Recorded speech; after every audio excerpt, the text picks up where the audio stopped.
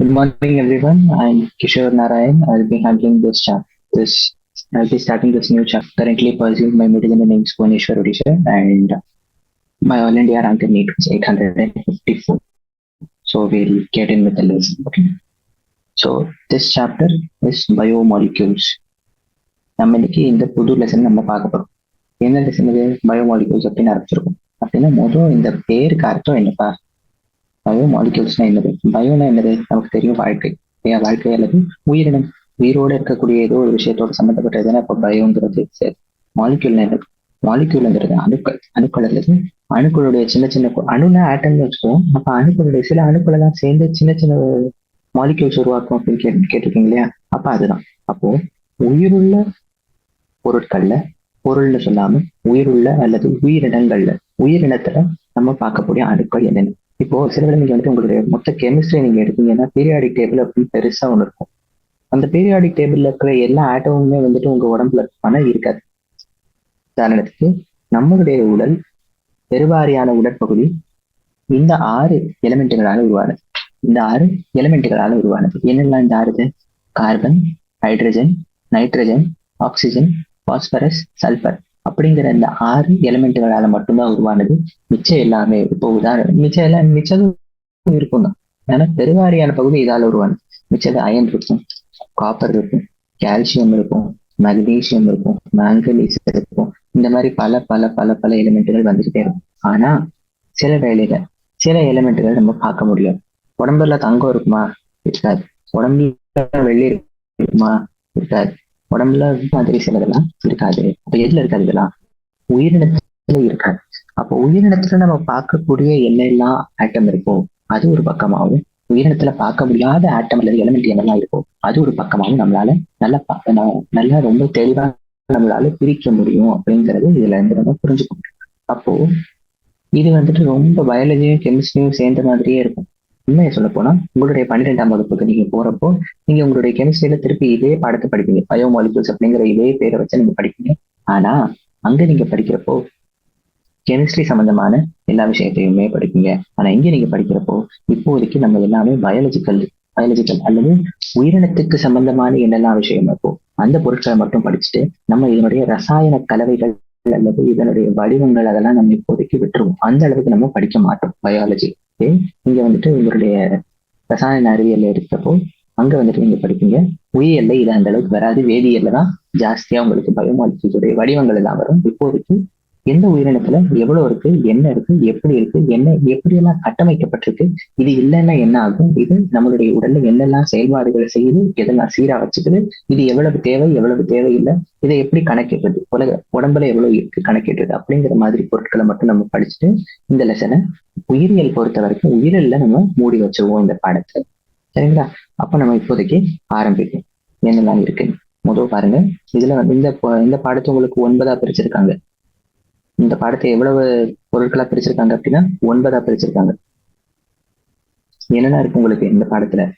Analysis, அதாவது இதுல என்னெல்லாம் வருது, உடல்ல இருக்கிற இந்த இந்த உயிரினத்தை கட்டமைக்கக்கூடிய இந்த அணுக்கள் என்னெல்லாம் இருக்கு அப்படிங்கிறது அதுதான் அனாலிசிஸ். அதை ஆரம்பிக்கும்.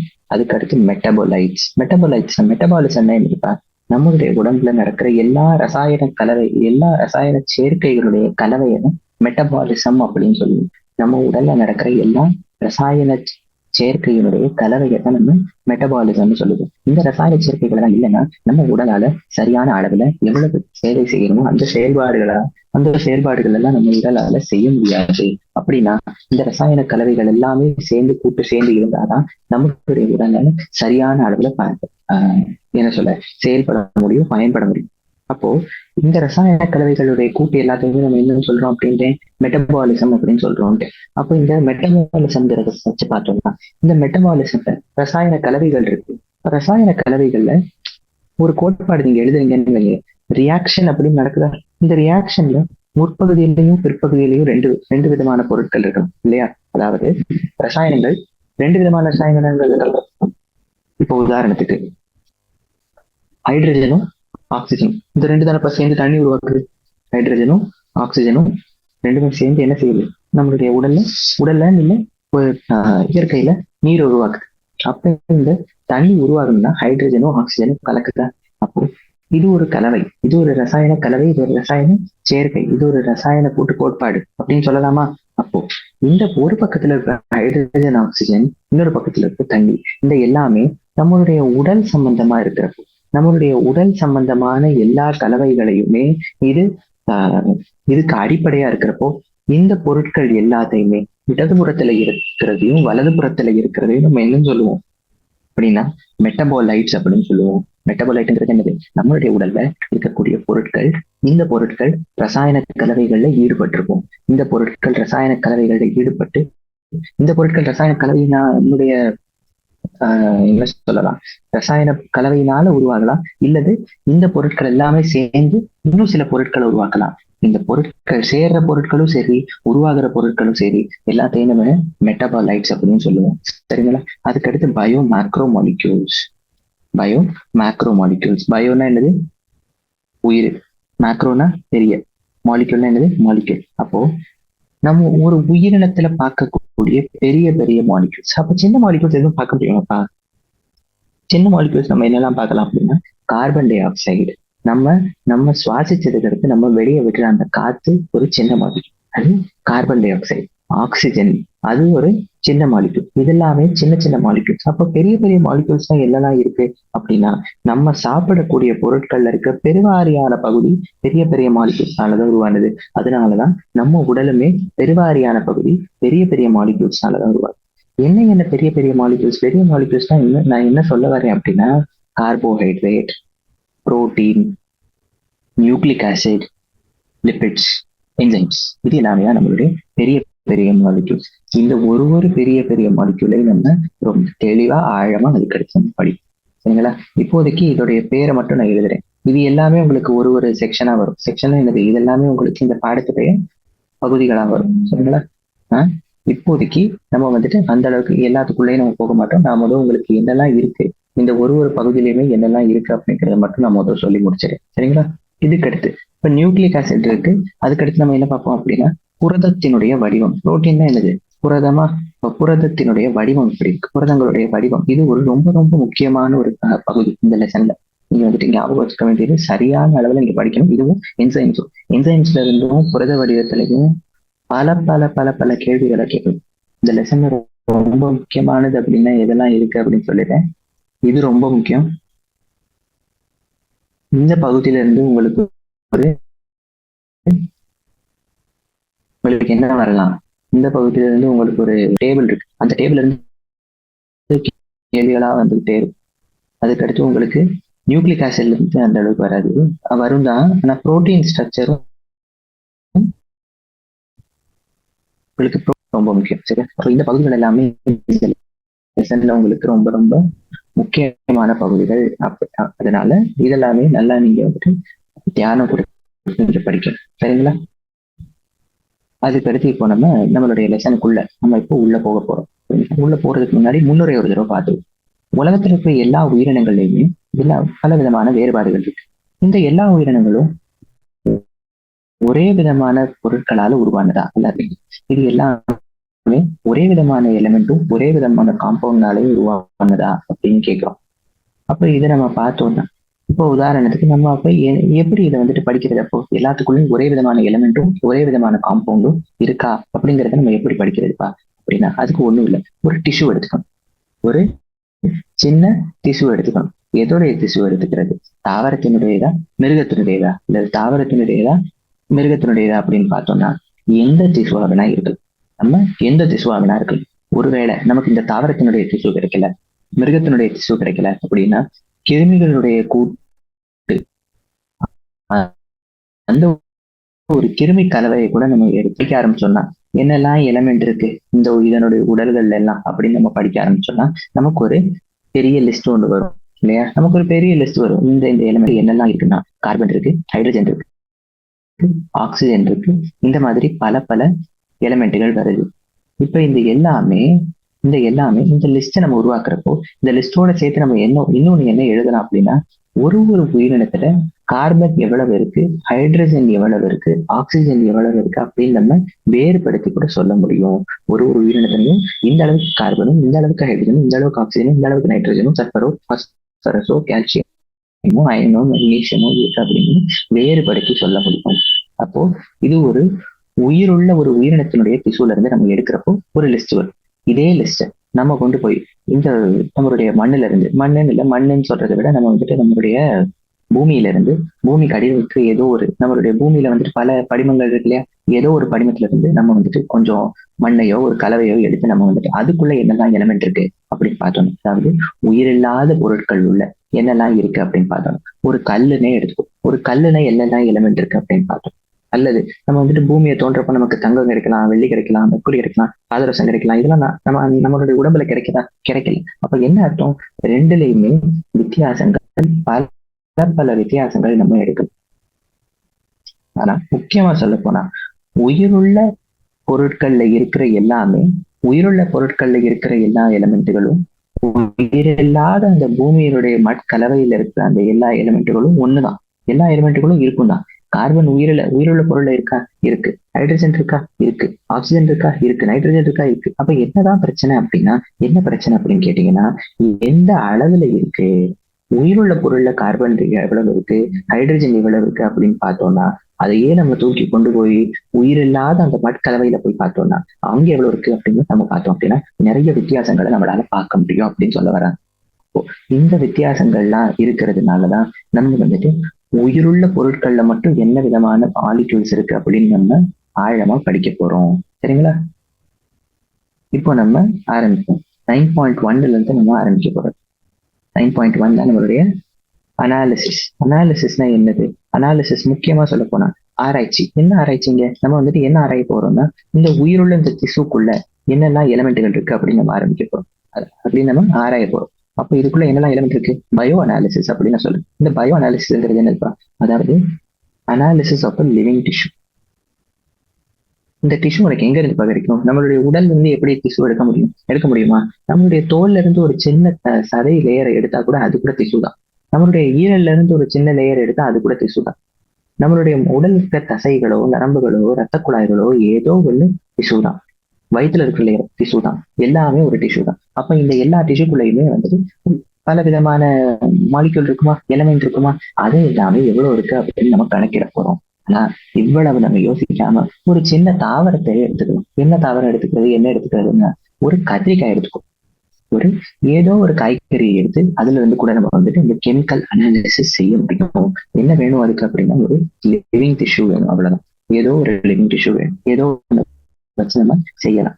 என்ன செய்யணும்? இந்த லிவிங் டிஷ்யூவை தூக்கி ட்ரைக்ளோரோ அசிட்டிக் ஆசிட், பேரு ரொம்ப முக்கியம், பல பல பல முறை பரீட்சையில கேட்டிருக்கான். ட்ரைக்ளோரோ அசிட்டிக் ஆசிட் டிசிஏன்னு கொடுப்பான். டிசிஏன்னு கொடுப்பான். Trichloro acetic acid. இந்த அமிலத்தை நம்ம கலைக்கும். எதுல கலக்கிறோம் அப்படின்னா நம்மளுடைய டிஷ்யூவோட கலக்கிறோம். இந்த அமிலத்தையும் டிஷ்யூவையும் நம்ம கலக்கி என்ன செய்யணும்? ஒரு உலக்கையை எடுத்து டொங்கு அடிக்கணும். என்னது? ஒரு மோட்டார் அண்ட் பெசில் எடுத்துக்கணும். மோட்டார் அண்ட் பெசில் ஒரு உரல் எடுத்து அந்த உரல்ல போட்டு பூராத்தையும் குறைக்கணும். எல்லாத்தையும் என்ன செய்யணும்? அது பூராமே நஞ்சு போனதுக்கு அடுத்து எல்லாமே நம்ம வந்துட்டு அடிச்சு சின்ன சின்ன தூளாவோ துண்டாவோ ஆக்குனதுக்கு அடுத்து என்ன செய்யணும் அப்படின்னா நமக்கு ஒரு திக் ஸ்லரி கிடைக்கும். ஸ்லரின்னா என்னப்பா? பேஸ்ட். ஸ்லரி அல்லது பேஸ்ட் வந்து கிடைக்கும் இல்லையா? காய்கறியை தூக்கி உரல்ல போட்டு அடிச்சுக்கிட்டே இருந்தா சின்ன ஒரு கத்திரிக்காய் சின்ன ஒரு துண்டு எடுத்துக்கிறேன், அதை போட்டு உரல்ல நசுக்கிறேன். என்ன ஆகும்? நசுங்கி பூரா தனியா ஓடுமா? அதுதான் நடக்குது. அப்ப அது ஒரு பேஸ்ட் மாதிரி உருவாக்கிடுமா? அவ்வளவுதான். அதுதான் சொல்ல வராங்க. அது ஒரு பேஸ்ட் மாதிரி உருவாக்கிடும். இப்போ அது கிடைச்சதுக்கு அடுத்து இதை நம்ம என்ன செய்யணும்னா ஸ்ட்ரெயின் பண்ணணும். ஸ்ட்ரெயினிங் தான் என்னதுப்பா? ஜலிக்கிறது, ஃபில்டர் பண்றது. சரியா? ஸ்ட்ரெயின் தான் என்னது? ஜலிக்கிறது. அப்ப நம்ம அதை செய்யறோம். எதை செய்யறோம்? Using a cheese cloth. Cheese கிளாத்னா அது ஒரு மெல்லிய இது துணி. அவ்வளவுதான். சீஸ் கிளாத்னா இது தனியா எந்த ஒரு துணியும் கிடையாது. அது ஒரு மெல்லிய துணி அல்லது காட்டன். நீ வந்துட்டு பஞ்சு கூட ஒரு பஞ்சு நாள் உருவான ஒரு துணியை கூட எடுத்து நீங்க என்ன பண்ணலாம்?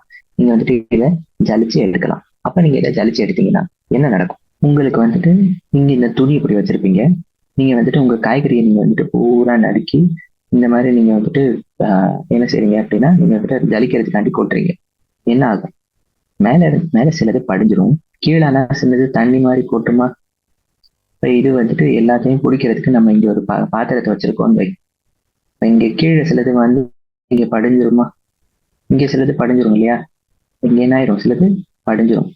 ஆமாதானே? அப்ப இங்க படிகிறதுக்கும் மேல இருக்கிறதுக்கும் ரெண்டு வித்தியாசமான பேர் இருக்கு. இங்க படிஞ்சிருக்கிற பொருளுக்கும் மேல இருக்கிற பொருளுக்கும் ரெண்டு வித்தியாசமான பேர் இருக்கு. இதுக்கு பேரு ஃபில்ட்ரேட். இதுக்கு பேர் என்னது? ஃபில்ட்ரேட். ஃபில்ட்ரேட்னா ஃபில்டர் ஆகி கீழே வந்து உட்கார்ந்தது, அதுக்கு பேரு ஃபில்ட்ரேட். இதுக்கு பேரு ரிட்டன்டேட். ரிட்டன்டேட்னா ரீடைன் ஆகுறது, அதாவது அங்கேயே தங்குறது. எங்க தங்குறது? துணிலேயே தங்கிடும். அது வந்துட்டு கீழே எல்லாம் இறங்கி வராது இல்லையா? அது துணிலேயே தங்க செய்யும். அப்ப அதுக்கு பேரு ரிட்டன்டேட். கீழே இருக்கிறதுக்கு பேரு தண்ணியா வடிஞ்சு கொட்டுனா அந்த இதுக்கு பேரு தான் ஃபில்ட்ரேட் அப்படின்னு சொல்றோம். சரிங்களா? அப்ப இங்க என்னெல்லாம் இருக்குப்பா? நமக்கு ஒரு திக் ஸ்லரி கிடைக்குது, ஒரு பேஸ்ட் கிடைக்குது. அந்த பேஸ்ட்டை தூக்கி நம்ம வந்துட்டு வடிகட்டுறோம். வடிகட்டினதுக்கு அடுத்து கீழே வந்து என்னது வந்து படிகிற தண்ணிக்கு பேரு ஃபில்ட்ரேட். துணிலேயே படிஞ்சிருக்கிறதுக்கு பேரு ரிட்டன்டேட் அப்படின்னு ரெண்டா நம்ம பிரிக்கிறோம். இப்ப இந்த ரெண்டுக்குமே ரெண்டு வெவ்வேறு வித்தியாசங்கள் இருக்கு. முதல்ல இந்த ரிட்டன்டேட் அப்படின்னு இருக்கு இல்லையா? இந்த ரிட்டன்டேட்டுக்கு இன்னொரு பேரு இருக்கு, acid insoluble pool. Acid insoluble pool. ஆசிட்னா என்னது? அமிலம். அமிலத்துல நம்ம கரைக்க பார்த்தோம், ஆனா அது கரையல. அதாவது அப்ப என்ன சொல்ல வராங்க? அமிலத்துல கரையாத பகுதிக்கு பேருதான் ஆசிட் இன்சாலிபிள் பூல். அமிலத்துல கரையாததுனாலதான் அது வந்துட்டு மேல இன்னும் துணியில கட்டி கட்டி கட்டியா நிக்குது, அது இன்னும் துணியிலே நிக்குது. ஆனா அமிலத்துல கரைஞ்ச எல்லா பொருட்களுமே கீழே இறங்கி வந்துடும். கீழே இறங்கி வந்ததுக்கு அடுத்து அது என்ன ஆயிரும் அப்படின்னா பூராது தண்ணியா இறங்கி வந்துருது அப்படின்னு நம்ம பாக்குறோம். அப்ப மேல இருக்கிறதுக்கு பேரு ஆசிட் இன்சாலிபிள் பூல், கீழே இருக்கிறதுக்கு பேரு ஆசிட் சாலிபிள் பூல். இங்க நம்ம என்ன ஆசிட் பயன்படுத்திருக்கோம் அப்படின்னா ட்ரைக்ளோரோ அசிட்டிக் ஆசிட பயன்படுத்தியிருக்கோம். சரிங்களா? என்ன ஆசிட் பயன்படுத்தியிருக்கோம்? ட்ரைக்ளோரோ அசிட்டிக் ஆசிட நம்ம பயன்படுத்தியிருக்கோம். அப்ப இங்க இருந்து நம்ம பார்க்கலாம். இப்போ நம்ம இதை வந்துட்டு எடுத்துட்டோமா? இப்படி நம்ம ரெண்டு செக்ஷன் எடுத்திருக்கோம். என்னென்ன செக்ஷன் கொடுத்துருக்கோம்? ஒரு பகுதிக்கு பேரு ரிட்டன்டேட், இன்னொரு பகுதிக்கு பேரு ஃபில்ட்ரேட். ஒரு பகுதிக்கு பேரு ரிட்டன்டேட், இன்னொரு பகுதிக்கு பேரு ஃபில்ட்ரேட். இந்த ரிட்டன்டேட் பகுதி அமிலத்துல கரையல, ஃபில்ட்ரேட் பகுதி கரைஞ்சு தனியா ஓடிட்டு. நம்ம அதையும் பிடிச்சு வச்சிருக்கோம். இப்ப இந்த ரெண்டையுமே நம்ம இப்ப தனியா பிரிச்சு எடுக்கிறோம். இந்த துணியை அப்படியே நம்ம தூக்கி எடுத்து வேற எங்கிட்ட வைக்கிறோம். இந்த நம்மளுடைய இது இருக்கு இல்லையா, இந்த பீக்கர் இருக்கு இல்லையா, இந்த பீக்கரை தூக்கி தனியா எடுத்து இந்த பாத்திரத்திலேயே நம்ம அந்த ஃபில்டரேட் வச்சுக்கோம். இப்ப நம்ம ரெண்டா பிரிச்சுட்டோம்.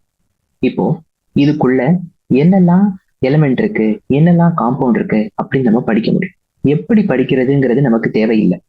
எப்படி நம்ம எல்லாத்தையும் பிரிக்கிறோம், எப்படி வந்துட்டு இது இவ்வளவு இருக்கு அது அவ்வளவு இருக்கு அப்படின்னு நம்ம சொல்றோங்கிறது நமக்கு தேவையில்லை.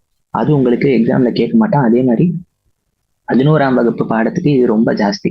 அதனால எப்படி வந்துட்டு நீங்க இந்த ரிட்டன்டேட்ல இருக்கிற கார்பன் அளவு எவ்வளவு, ஹைட்ரஜன் அளவு எவ்வளவு அப்படின்லாம் உங்களுக்கு யாரும் கேட்க மாட்டாங்க. அது கேட்பாங்க, ஆனா எப்படி அதை நீங்க கண்டுபிடிக்கிறீங்க அப்படிங்கறத உங்களுக்கு யாரும் கேட்க மாட்டாங்க. அதனால ஏன்னா உங்களுக்கு வந்துட்டு 11ஆவது பாடம் தான், 11ஆம் வகுப்பு பாடம் தான். அதனால இதெல்லாம் வந்துட்டு எவ்வளவு எப்படி இதை கணக்கிடுறது அப்படிங்கிறதுலாம் ரொம்ப அட்வான்ஸ்டா இருக்கும். அந்த அளவுக்கு நமக்கு தேவையில்லை. இதெல்லாம் பெரிய பெரிய ஆராய்ச்சியாளர்கள் சொல்றது நம்ம பண்ண தேவையில்லை. அதனால ரொம்ப சுலபமா இப்போதைக்கு பார்த்தோம்னா என்ன இருக்கு எவ்வளவு இருக்கு அப்படிங்கறத மட்டும் பார்த்து நம்ம விட்டுருவோம். இப்போதைக்கு அப்ப என்ன சொல்லலாம் அப்படின்னா, நம்ம இதை செய்கிறப்போ எல்லா காம்பவுண்டுகளையும் தனித்தனியா பிரிச்சு அந்த எல்லாத்தையும் பல டெக்னிக்கலால பல திறன்களால நம்ம எல்லாத்தையுமே பிரிச்சு எடுத்து அதுக்கடுத்து ஒரு லிஸ்ட் உருவாக்குறோம்.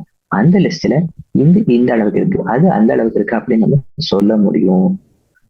அப்போ இந்த மாதிரி நம்ம அனாலிசிஸ் செய்கிறப்போ நமக்கு வந்துட்டு இந்த காம்பவுண்டுகள்லாம் இருக்கு, இந்த எலிமெண்ட்டுகள் எல்லாம் இருக்கு அப்படின்னு நம்ம சொல்றப்பவே நம்ம என்ன செய்ய முடியும்னா அதனுடைய மாலிகுலர் வடிவத்தை நம்ம கண்டுகொள்ள முடியும். மாலிகுலர் கோட்பாட்டை கூட கண்டுகொள்ள முடியும். இந்த ரெண்டையும் கண்டுபிடிக்கிறதுக்கு கூட நமக்கு வாய்ப்பு இருக்கு. உதாரணத்துக்கு நம்ம வந்துட்டு தண்ணியே எடுத்துக்கிறோம். தண்ணியில வந்துட்டு பார்த்துட்டோம், 2 ஹெச் இருக்குப்பா, ஒரு ஆக்சிஜன் இருக்குப்பா அப்படிங்கிற வரைக்கும் நம்ம வந்துருச்சு. சரியா? இப்ப இதுல இருந்தே நம்ம சுலபமா என்ன சொல்லிடலாம்? தண்ணீருடைய கோட்பாடு H2O அப்படின்னு சொல்லிடலாமா? இதுதான் நான் சொல்ல வரேன். உங்களுக்கு வந்து நீங்க சுலபமா என்ன செய்ய முடியும் அப்படின்னா ஃபார்முலாவை உங்களால கண்டுபிடிச்சிட முடியும் அப்படின்னு சொல்ல வரேன். இப்ப ஃபார்முலா கண்டுபிடிச்சிட்டீங்கன்னா அதுல இருந்து நீங்க என்ன பண்ணிக்கலாம்? சரி, தண்ணி இப்படி இருக்கா, சரி H2O வந்துருச்சு, அப்ப இதோடைய ஸ்ட்ரக்சர் எப்படிதான் இருக்கணும்? ஓ இங்கிட்டு ஒரு ஹெச் இங்கிட்டு இன்னொரு ஹெச் இங்கிட்டு ஏன் இப்படி ரெண்டுமே இப்படி இங்கிட்ட இங்கிட்ட வந்திருக்கு? ஏன் இந்த மாதிரி இப்படி வர முடியல? இப்படியும் வரலாம் தானே, ஆனா ஏன் அப்படி வரல? உங்களுக்கு இப்ப விடை உங்களுக்கு வந்துட்டு கெமிஸ்ட்ரியில இருக்கும். இந்த இடத்துல தனிச்சு நிக்கிற 4 எலக்ட்ரான்ஸ் இருக்கு. தனிச்சு நிக்கிற எலக்ட்ரான் ஜோடி, இங்கிட்ட ஒரு ஜோடி அங்கிட்ட ஒரு ஜோடி இருக்கு. இந்த 2 ஜோடியும் வந்துட்டு ஒன்னோட ஒண்ணு எதிர்த்து இங்கிட்டு தள்ளிட்டு இருக்கும். அதனாலதான் உங்களுடைய 2 ஹைட்ரஜன் இங்கிட்டு நழுவி இந்த பக்கம் வந்துருச்சு. சரிங்களா? இது இப்போதைக்கு கெமிஸ்ட்ரி தேவையில்லை நமக்கு. அப்போ all the carbon compounds that we get from living tissues. இப்போ உயிருள்ள எல்லாத்துலயுமே என்ன பாக்குறோம் அப்படின்னா கார்பன் இருக்கதான் செய்யும். கார்பன் இல்லாம இருக்கவே இருக்காது. கார்பன் இல்லாம என்ன எப்படி இருக்காது? இருக்கவே இருக்காது. எல்லாத்துலயுமே கிட்டத்தட்ட எல்லாத்துலயுமே கார்பன் இருக்கும். ஆனா இந்த உயிருள்ள இதை தவிர்த்து சில இன்ஆர்கானிக் காம்பவுண்ட்ஸும் இருக்கதான் செய்யும். என்ன சொல்ல வராங்க அப்போ, ஒரு லிவிங் டிஷ்யூல ஆர்கானிக்கும் இருக்கும், இன்ஆர்கானிக்கும் இருக்கும். கார்பன் இருக்கக்கூடிய அர்த்து கிரஸ்டை எடுத்து நம்ம அதுல சோதனை செஞ்சோம்னா அந்த பரிசோதனையில நமக்கு வந்துட்டு இன்ஆர்கானிக் தான் கிடைக்கும். இன்ஆர்கானிக் தான் பெரும்பாலும் கிடைக்கும். தண்ணிங்கிறது இன்ஆர்கானிக், தண்ணி இன்ஆர்கானிக். ஆனா அது நம்மளுடைய உயிருள்ள உடல்ல இருக்கு இல்லையா? அப்போ இருந்தாலும் அப்போ அது இருக்க முடியும். உன்னோட ஒரு லிவிங் ஒரு உயிரினத்துக்குள்ள இன்ஆர்கானிக்கும் இருக்கலாம், ஆர்கானிக்கும் இருக்கலாம். ஆனா நம்ம வந்துட்டு பூமியுடைய ஒரு சின்ன பகுதியை நம்ம தோண்டி எடுத்து பார்த்தோம்னா அதுல வெறும் இன்ஆர்கானிக் மட்டும் தான் நமக்கு புலப்படும். அப்போ ஸ்லைட்லி நம்ம வந்துட்டு இப்ப என்ன செய்யறோம் அப்படின்னா, இப்ப நம்ம என்ன செய்ய போறோம் அப்படின்னா, நம்ம எப்படி இதை வந்துட்டு சொல்ல முடியுது இதுக்குள்ள இன்ஆர்கானிக் இருக்கு இதுக்குள்ள இன்ஆர்கானிக் இல்லை அப்படின்னா இப்ப நம்ம இன்னொரு டிஷ்யூ எடுத்துக்கிறோம். இது ஒரு டிஃபரெண்ட் அனாலிசிஸ். இது என்ன அனாலிசிஸ் அப்படின்னா இது ட்ரையிங் அனாலிசிஸ். என்ன செய்யறோம், ஒரு டிஷ்யூ எடுத்துக்கிறோம், அதோடைய வெயிட் பார்க்குறோம். வெயிட் 1, வெயிட் என்ன வருது அப்படின்னா உதாரணத்துக்கு சொல்லுவோம் 10 கிராம் வெயிட் இருக்கு அப்படின்னு சொல்லி. அதுக்கடுத்து அதை பூரா நம்ம காய்க்கிறோம், பூரா காய்ச்சி எடுத்துரும். எப்படி காய்ச்சி எடுத்துருவோம்னா பூரா எரிக்கிறோம். ஃபுல்லா எரிச்சதுக்கு அடுத்து அதுல என்ன வரும்பா, கடைசியில என்ன இருக்கும், சாம்பல் இருக்குமா, ஆஷ் வருமா. அந்த ஆஷை மட்டும் எடுத்து அதோடைய வெயிட்டை திருப்பி பார்க்கிறோம். அதோடைய வெயிட் எவ்வளவு வருது அப்படின்னு பார்த்தா உதாரணத்துக்கு அதோடைய வெயிட் என்ன வருது அப்படின்னா ஒரு 7 கிராம் அப்படின்னு வச்சுக்கோம். இப்போ மிச்சதெல்லாம் எங்க போச்சு? நீ எரிச்சாலும் எரிக்காட்டியும் எல்லாம் சாம்பலாச்சும் வரணும் தானே. அப்ப அந்த சாம்பல் வெறும் 7 கிராம் தான் இருக்கு. நீ ஆனா எடுத்தப்போ 10 கிராம் இருந்துச்சு. அப்ப மிச்சம் எங்க போச்சு? வேர் இஸ் த ரிமைனிங் அப்படின்னா அது நமக்கு என்ன ஆயிடுச்சு, அதுதான் நமக்கு தண்ணியா வந்துருச்சு. நம்மளுடைய தண்ணி பூரா வேப்பரைஸ் ஆகி, வேப்பரைஸ் எனக்கு காத்துக்குள்ள மாறி இது என்ன ஆயிடுச்சு அப்படின்னா நம்மளுடைய தண்ணியுடைய ஸ்டேட் மாறிடுச்சு, தண்ணியுடைய திறன் மாறி அது என்ன ஆயிடுச்சு அப்படின்னா பூரா கலந்துருச்சு, நம்மளுடைய காத்தோட கலந்துருச்சு. வாட்டர் எல்லாமே வாட்டர் வேப்பர் ஆயிடுச்சு. அப்ப அது எவ்வளவு போயிருக்கு? அப்போ 3 கிராம் போச்சா?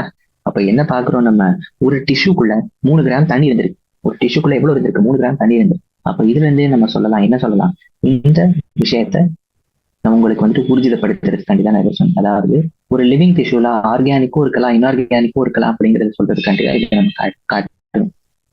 என்ன சொல்ல வரும், ஒரு லிவிங் டிஷ்யூலயே இன்ஆர்கானிக்கும் இருக்கதான் செய்யுது அப்படிங்கிறத நம்ம இதுல இருந்து புரிஞ்சுக்க முடியும். சரிங்களா? இப்ப இதுக்குள்ள இருக்கிற இந்த சாம்பல்ல அப்ப என்னெல்லாம் தான் சாம்பல். அப்போ ஒரு விஷயம் புரியுது நமக்கு நல்லா, சாம்பல்ல என்ன இல்லை, தண்ணி இல்லை. இந்த சாம்பல் அப்ப என்னெல்லாம் தான் இருக்கும் அப்படின்னா கால்சியம், மேக்னீசியம், இது போன்ற இன்ஆர்கானிக் எலிமெண்ட்ஸ் ஜாஸ்தியா இருக்கும். பாஸ்பேட்டும் இருக்கலாம், சல்பேட்டும் இருக்கலாம். இதெல்லாமே ஆசிட் சாலிபிள்லையும் பார்க்கலாம், இன்சாலிபிள்லையும் பார்க்கலாம் அப்படின்னு சொல்ல வராங்க. சரியா? ஆனா நம்ம இப்போ முழுசா நம்ம பார்த்தோம்னா இந்த டேபிள நல்லா பார்த்துக்கோங்க. ஹைட்ரஜனுடைய அளவு பூமியில எவ்வளவு இருக்கு, உடல்ல எவ்வளவு இருக்கு? பூமியில 0.14% தான் இருக்கு. 0.14% தான் இருக்கு. ஆனா இங்க 0.5% இருக்கு. கார்பனுடைய அளவு உலகத்துல ரொம்ப கம்மியா, அதாவது பூமியில ரொம்ப கம்மியா இருக்கு. ஆனா உயிரணுக்குள்ள இந்த உயிரில எவ்வளவு இருக்கு? 18.5% இருக்கு. ஆக்சிஜன் எவ்வளவு இருக்கு? 46.6% இருக்கு. நான் உடல்ல 65% இருக்கு. இந்த மாதிரி உங்களுக்கு வந்துட்டு முழுசா உங்களுக்கு பெரிய டேபிள் மாதிரி கொடுத்துருக்கான். உங்களுக்கு கேட்கறது கார்பன், ஹைட்ரஜன், ஆக்சிஜன் பரிச்சையில வரலாம், மிச்சம் எதுவுமே வராது. எல்லாம் மிச்சம் எதுவுமே வராது. அதே மாதிரி பூமியில எல்லாத்தையும் விட ஜாஸ்தி எது இருக்கு அப்படின்னா ஆக்சிஜன் இருக்கு. பூமியில எல்லாத்தையும் விட ஜாஸ்தி எது இருக்கு? ஆக்சிஜன் இருக்கு. நம்மளுடைய உடல்ல எது ரொம்ப எல்லாத்தையும் விட ஜாஸ்தியா இருக்கு? ஆக்சிஜன் இருக்கு. 2வதா எது ஜாஸ்தியா இருக்கு பூமியில? சிலிகான் இருக்கு. இதே உடல்ல கார்பன் இருக்கு. மறந்துடக்கூடாது, இது பரீட்சையில வரலாம். இதை நான் நடத்த போறது இல்லை. டேபிள் 9.2 உங்களுக்கு வந்துட்டு தெரிஞ்சிருக்கும், நீங்க வேதியியல்ல படிச்சிருப்பீங்க, அங்க நீங்க போய் பாத்துக்கலாம். சரிங்களா? இதெல்லாம் நான் சொல்லிக்க மாட்டேன். அப்ப நமக்கு வந்துட்டு இது போன்ற பல எலமெண்ட்டுகளும் காம்பவுண்டுகளும் நமக்கு வந்திருக்கா. இப்ப இந்த காம்பவுண்டுகள்லாம் இவ்வளவு இருக்கு அவ்வளவு இருக்கு அப்படின்னு நம்ம பூரா நம்ம ஒரு லிஸ்ட்டை போட்டு எழுதிட்டோம். அது எப்படி எழுதுறோங்கிறதும் நம்ம வந்துட்டு பார்க்க போறது இல்லை, அதுவும் நமக்கு அந்த அளவுக்கு அவசியம் கிடையாது. ஆனா இப்போதைக்கு நம்மளால எழுத முடியும் அப்படிங்கறது மட்டும் நீங்க தெரிஞ்சுப்போம். இப்ப இது இங்க இருந்தா நம்ம வேதியியல் ஆரம்பிச்சு இங்க நம்ம அனாலிசிஸ் பண்ணோம். அனாலிஸ் பண்ணதுக்கு அடுத்து இங்க வந்து இந்த ரெண்டு ஃபிராக்ஷனுமே சரி, ஒரு விஷயம் நம்மளால கவனிக்க முடியும், ஃபங்க்ஷனல் குரூப்ஸ் மாறுபடும். ஃபங்க்ஷனல் குரூப்ஸ் என்னப்பா, இங்க கெமிஸ்ட்ரியில் நீங்க படிச்சிருப்பீங்க, ஆல், அல், ஈன், ஓயிக் ஆசிட் அப்படின்னு பல ஃபங்க்ஷனல் குரூப்ஸ் படிச்சிருப்பீங்க. அமிலமா இருக்கலாம், அல்லது அதுல இருக்க ஆல்கஹாலா இருக்கலாம், ஒரு ஆல்டிஹைடா இருக்கலாம், ஒரு கீட்டோனா இருக்கலாம், எஸ்டரா இருக்கலாம், ஈத்தரா இருக்கலாம், இல்லையா? அப்படி பல ஃபங்க்ஷனல் குரூப்ஸ். அப்ப அதெல்லாம் நம்ம வந்துட்டு இந்த நம்ம பிரிச்ச இந்த ரெண்டு ரிட்டன்டேட்லயும் ஃபில்ட்ரேட்லயும் நம்மளால இந்த ஃபங்க்ஷனல் குரூப்ஸ் எல்லாம் பார்க்க முடியும். ஆல்டிஹைட் தெரியலாம், கீட்டோன் தெரியலாம், அல்லது பென்சீன் ரிங் தெரியலாம். இப்படி பல பல காம்பவுண்டுகளை நம்மளால பார்க்க முடியும். அப்ப இதெல்லாம் வச்சு நம்ம ஒரு உயிரினத்தினுடைய பெர்ஸ்பெக்டிவ்ல பார்த்தோம்னா, ஒரு உயிரினத்தினுடைய அடிப்படையில நம்ம பார்த்தோம்னா நமக்கு என்ன தெரியுது அப்படின்னா, இந்த எல்லாத்தையுமே நம்ம பலதரப்பட்ட விஷயங்களா பிரிக்க முடியும், பலதரப்பட்ட பகுதிகளா, சின்ன சின்ன பிரிவினைகளா நம்மளால பிரிக்க முடியும். எப்படி பிரிக்கணும் அப்படின்னா, முக்கியமா நம்ம பிரிக்கக்கூடியது அமினோ ஆசிட்ஸா பிரிக்கிறோம், ஃபேட்டி ஆசிட்ஸா பிரிக்கிறோம், நியூக்ளியோடைட்ஸா பிரிக்கிறோம், கார்போஹைட்ரேட்ஸா பிரிக்கிறோம். இந்த 4 விதமான பிரிவினைகள் தான் இங்க பார்த்துட்டு. அமினோ ஆசிட்ஸ்னா என்னது? புரதம் எப்படி உருவாகுது? ஒரு புரதம் எப்படி இருக்கும்? புரதத்தினுடைய வடிவம் எப்படி இருக்கும்? இப்படி இருக்கும். உண்மையை சொல்ல போனா நம்ம பார்க்கக்கூடிய எல்லா ஒரு உயிரினத்துக்குள்ள இருக்கக்கூடிய எல்லா காம்பவுண்டுகளுடைய வடிவமும் இப்படிதான் இருக்கும். சின்ன சின்ன முத்துக்களை கோர்த்து ஒரு ஹாரத்துல மாட்டி வச்ச மாதிரி, சரியா? சின்ன சின்ன முத்துக்களை கோர்த்து எப்படி இருக்கு? ஒரு ஹாரத்துல மாட்டி வச்ச மாதிரி இருக்கு. இப்போ இந்த ஒரு முத்தையும் நம்ம என்ன பேர் வச்சு சொல்லணும்னா மோனோமர் அப்படின்னு சொல்லுவோம். ஒரு முத்தையும் மோனோமர் அப்படின்னு சொல்லுவோம். மொத்த ஹாரத்தையுமே பாலிமர் அப்படின்னு சொல்லுவோம். ஒரு முத்தையும் மோனோமர்னு சொல்லுவோம், மொத்த ஹாரத்தையுமே பாலிமர்னு சொல்லுவோம். அப்ப இந்த ஒரு முத்தையும் நம்ம மோனோமர்னு சொல்றப்போ என்ன சொல்லலாம்ப்பா, பல மோனோமர்கள் சேர்ந்துதான் ஒரு பாலிமரை உருவாக்குது. இப்ப பல மோனோமர் அப்படிங்கிறது, மோனோமர்ங்கிறது ஒரு யூனிட்டா என்னதுப்பா, ரொம்ப சிம்பிளான ஒரு பகுதி. ஒரு ஹாரத்தினுடைய எல்லாத்தையும் விட சிம்பிளா எந்த பகுதி திருப்பி திருப்பி சேர்ந்து ஒரு ஹாரத்தை உருவாக்குதுன்னா அந்த முத்துதான். அப்ப அந்த முத்துதான் யூனிட் ஆஃப் த ஹாரம். அந்த ஹாரத்தினுடைய யூனிட் எது அப்படின்னா அந்த முத்துதான். இப்போ மோனோமருங்கிறது ஒரு பாலிமருடைய யூனிட் அப்படின்னு ஞாபகம் வச்சுக்கிறோம். அமினோ ஆசிடுங்கிறது இங்க மோனோமர், மறந்தாங்க. அமினோ ஆசிடுங்கிறது இங்க மோனோமர். இந்த அமினோ ஆசிடுங்கிறது மோனோமர். இந்த அமினோ ஆசிட்ஸ் பலத்து சேர்ந்துதான் என்ன உருவாக்குது அப்படின்னா ஒரு பாலிமரை உருவாக்கிடுவோம். அமினோ ஆசிட் சேர்ந்துதான் என்ன உருவாக்கிடுவோம், ஒரு பாலிமரை உருவாக்கிடும். அந்த பாலிமருக்கு பேரு தான் புரோட்டீன். அமினோ ஆசிடுகளால உருவான ஒரு பாலிமர் தான் புரோட்டீன். அதாவது பல அமினோ ஆசிட்ஸை இப்படி நீ லைனா கோத்து நிக்க வச்சேன்னா அதுதான் என்ன ஆயிடும் அப்படின்னா ஒரு புரோட்டீனா மாறிடும். Amino acids are organic compounds containing an amino group and acidic group. நம்ம இங்க பார்த்தோம் ஃபங்க்ஷனல் குரூப் இருக்கு. அமினோ ஆசிட்ல என்னென்ன ஃபங்க்ஷனல் குரூப் இருக்குன்னா ஒரு அமினோ குரூப்பும் இருக்கு, ஒரு அசிடிக் குரூப்பும் இருக்கு. அமினோ குரூப்னா என்னப்பா, NH2 வேதியியல்ல வரும், இப்போதைக்கு வராது. NH2. அசிடிக் குரூப்னா என்னது, COOH. இந்த ரெண்டுமே ஒரே கார்பன்ல இருந்துச்சுன்னா மறந்துடவே கூடாது. ரெண்டுமே இருக்கலாம், தனித்தனி கார்பன்ல இருந்தா அது அமினோ ஆசிட் கிடையாது. இந்த ரெண்டுமே சேர்ந்து ஒரே கார்பன்ல இருந்துச்சுன்னா அந்த கார்பனுக்கு பேர் ஆல்பா கார்பன். அந்த அமினோ ஆசிட் பேர் alpha amino acid. Amino acids R organic compounds. அதுல ஒரு அமைன் குரூப் இருக்கும், அசிடிக் குரூப் இருக்கும், ஒரே கார்பன்ல ரெண்டுமே இருக்கும். அந்த கார்பனுக்கு பேர் ஆல்பா கார்பன். இந்த மொத்த வடிவத்திற்கு பேரும் ஆல்பா அமினோ ஆசிட். அப்ப இதை பார்த்தோம்னா நமக்கு இது ஒரு மீத்தேன் மாதிரியே இருக்கா? அப்போ இந்த மீத்தேன் போன்ற இந்த வடிவத்தை தான் நம்ம என்ன சொல்றோம், இந்த மீத்தேன்ல இருக்கிற அந்த 4 ஹைட்ரஜனை தூக்கி ஒரு இடத்துல நம்ம NH2வும் இன்னொரு இடத்துல கார்பன் ஆசிடும் போட்டு இந்த மாதிரி பல வித்தியாசமான குரூப்ஸ் எல்லாம் நம்ம அந்த மீத்தேன்லயே மாத்தி மாத்தி போட்டோம்னா அதுக்கு பேரு தான் என்னது, சப்ஸ்டிடியூட்டட் மீத்தேன் அப்படின்னு சொல்றோம். சரிங்களா? அப்போ ஒரு கார்பன்ல ஒரு கார்பன்ல 4 பக்கமும் 4 விதமான குரூப் போய் சேரலாம். ஒரு கார்பன்ல 4 பக்கமுமே 4 விதமான குரூப் போய் சேர முடியும். ஒரு இடத்துல நம்ம என்ன சொல்லிட்டோம், அமைன் குரூப் சேர்ந்திருக்குன்னு சொல்லிட்டோம். ஒரு இடத்துல என்ன சொல்லிட்டோம், அமைன் குரூப் சேர்ந்திருக்குன்னு சொல்லிட்டோம். இன்னொரு இடத்துல என்ன சேர்ந்திருக்குன்னு சொல்லிட்டோம், கார்பன் சாரி ஆசிட் குரூப் சேர்ந்திருக்குன்னு சொல்லிட்டோம். இன்னொரு இடத்துல ஹைட்ரஜன் தான் சேர்ந்திருக்கும். இந்த 4வது குரூப் எதுவா வேணா இருக்கலாம். அந்த எதுவா வேணா இருக்கலாங்கிற குரூப் ஆறுன்னு நான் போடுறேன். ஆறுன்னா இந்த குரூப் தான் கிடையாது, என்ன குரூப்பா வேணா அந்த 4வது குரூப் இருக்கு. சரிங்களா? இப்போ இந்த எல்லாமே என்னதுதான், இந்த 4 இடத்துலயுமே இருக்கிற இந்த 4 குரூப்புகளையும் பாத்தீங்கன்னா இதை வச்சுதான் நம்ம என்னன்னு சொல்றோம், சப்ஸ்டிடியூட்டட் மீத்தேன். மீத்தேன்ல இருக்கிற 4 ஹைட்ரஜனையும் தூக்கி ஒரு ஹைட்ரஜன் மட்டும் வச்சுக்கிட்டு, இந்த ஒரு ஹைட்ரஜன் மட்டும் வச்சுக்கிட்டு மிச்சம் இருக்கிற 3 இடத்துலையும் வேற வேற குரூப் போடுறதுக்கு பேரு தான் சப்ஸ்டிடியூட்டட் மீத்தேன். அப்ப அமினோ ஆசிடுடைய வடிவம் பாத்தீங்கன்னா ஒரு சப்ஸ்டிடியூட்டட் மீத்தேன் போல இருக்கு.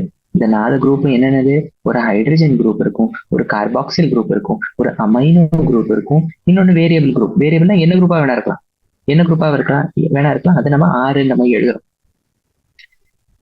ஆர் குரூப் எப்படி மாறுபடுதோ, இந்த ஆர் குரூப் ஹைட்ரஜனா இருந்தா ஒரு அமினோ ஆசிட், OH இருந்தா ஒரு அமினோ ஆசிட், மிட்டைலா இருந்தா ஒரு அமினோ ஆசிட். அப்ப இந்த ஆர் குரூப் எப்படி மாறுபடுதோ அதை பொறுத்த நம்மளுடைய அமினோ ஆசிடும் மாறுபடும். ஆர் குரூப் எப்படி மாறுபடுதோ அதை பொறுத்துதான் நம்மளுடைய அமினோ ஆசிடும் மாறுபடும். இப்ப இந்த ஆர் குரூப் என்னவா இருக்கலாம், என்னெல்லாமா இருக்கலாம், இது எல்லாமே உங்களுக்கு நீட் எக்ஸாம்ல கேட்பான். இப்ப இங்க இருந்து நான் சொல்லக்கூடிய எல்லா ஒரு வரியுமே உங்க பரீட்சையில வரும். ஒரு வரியுமே உங்களுடைய பரீட்சையில வரும். என்னெல்லாம், ஆர் குரூப் இந்த புரோட்டீனேஷியஸ் அமினோ ஆசிட், அதாவது புரோட்டீனை உருவாக்கக்கூடிய இந்த அமினோ ஆசிட்ல ஆர் குரூப் என்னவா இருக்கலாம் அப்படின்னா ஒரு ஹைட்ரஜனா இருக்கலாம், ஒரு ஹைட்ரஜனா இருக்கலாம். ஹைட்ரஜனா இருந்துச்சுன்னா அதுக்கு பேரு கிளைசின். மிதைலா இருக்கலாம், மிதைலா இருந்தா அதுக்கு பேரு அலனின். ஹைட்ராக்சி மிதைலா இருக்கலாம், அதுக்கு பேரு செரின்.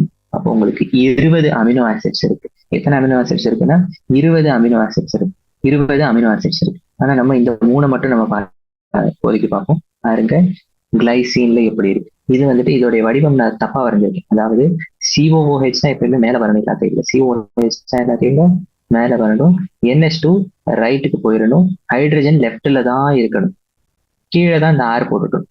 ஹைட்ரஜன் இங்க வந்துடணும், COOH இங்க வந்துடும், நைட்ரஜன் அமைன் குரூப் இங்கிட்டு வந்துடணும். சரிங்களா? ஆனாலும் சரி, இப்போதைக்கு இதை விட்டு வச்சிருவோம்.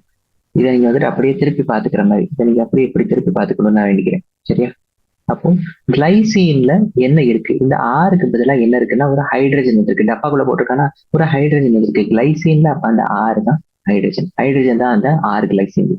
அலனின்ல CH3 தான் அந்த ஆறு, செரீன்ல CH2OH தான் அந்த ஆறு. எல்லாமே புது புது பேர்கள். பயோமாலிக்யூல்ஸ் லெசன் உங்களுக்கு கஷ்டமா இருந்தா இது ஒரு காரணமா இருக்கு.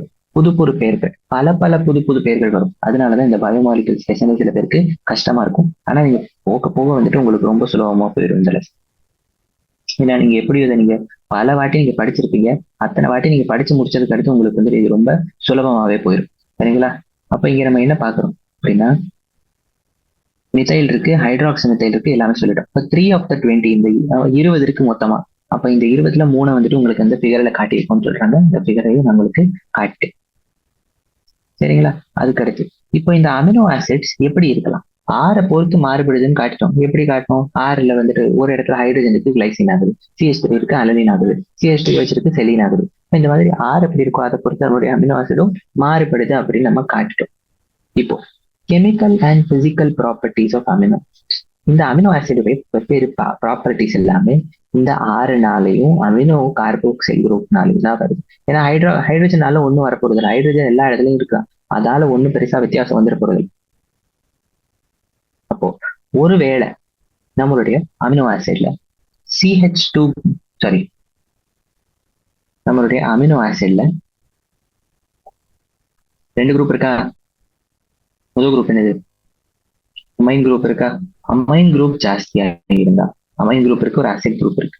அமைன் குரூப் ஜாஸ்தியா இருந்தா அது ஒரு பேசிக் அமினோ ஆசிட். அமைன் குரூப் ஜாஸ்தியா இருக்கையில அதை நம்ம என்னன்னு சொல்றோம், பேசிக் அமினோ ஆசிட்னு சொல்றோம். ஆசிட் குரூப் ஜாஸ்தியா இருக்கையில அதை நம்ம என்னன்னு சொல்றோம், ஒரு அசிடிக் அமினோ ஆசிட்னு சொல்றோம். ஆசிட் குரூப் ஜாஸ்தியா இருக்கிறப்ப அது எதுன்னு சொல்றோம், அசிடிக் அமினோ ஆசிட்னு சொல்றோம். அமினோ ஆசிட் நான் AN தான் போடுது.